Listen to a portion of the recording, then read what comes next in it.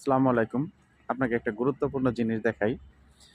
আপনি আপনার বিপরীত বস্তুর সাথে যেরকম আচরণ করবেন, আপনার বিপরীত বস্তুও ঠিক আপনার সাথে তেমনটাই করবে। এই যে এখানে দেখতে পাচ্ছেন রাজীব ভাই বসে আছে। রাজীব ভাইয়ের আশেপাশে অনেকগুলা কবুতর।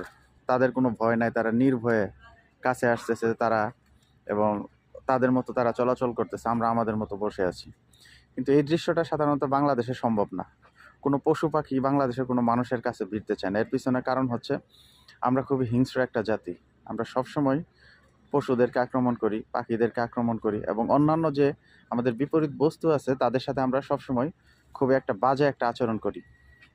যে কারণে তারাও আমাদের দেখলে ভয় পায় এবং তারাও আমাদের সাথে সেরকম একটা বাজে আচরণই করার চেষ্টা করে।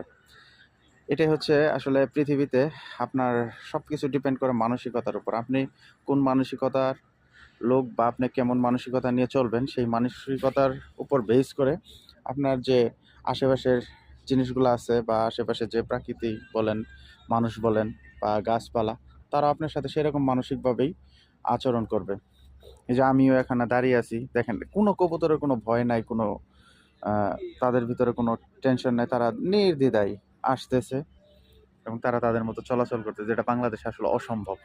এটাই হচ্ছে আসলে মানুষের মানসিকতার উপর নির্ভর করে এই পৃথিবীর প্রত্যেকটা বস্তু বলেন, প্রত্যেকটা জিনিস বলেন, প্রত্যেকটা সৃষ্টি বলেন। জিনিস আচ্ছা, প্রেম এমন একটা জিনিস, প্রেমের মাধ্যমে সবকিছু জয় করা সম্ভব।